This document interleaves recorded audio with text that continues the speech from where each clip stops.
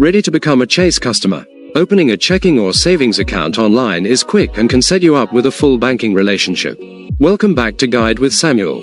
Visit chase.com or use the app and click Open an account. Choose the account type that fits your needs, like Chase Total Checking or Chase Savings. You'll fill out an application with your personal info, social security number, and funding details. You'll need a government-issued ID handy.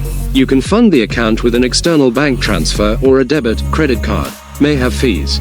Once approved, you'll get your account numbers and can order checks and a debit card. My crucial pro tip: look for the new account bonus. Chase frequently offers cash bonuses for opening new accounts with qualifying activities, like setting up direct deposit. Always search for the latest offer on the Chase website before you apply, and make sure you follow the specific terms to get your bonus. Start your banking relationship with a bonus in your pocket. What feature is most important to you in a checking account? Branches, apps, or fees? For more foundational financial guides, subscribe. Thanks for watching. I'm Samuel, and I'll see you in the next video.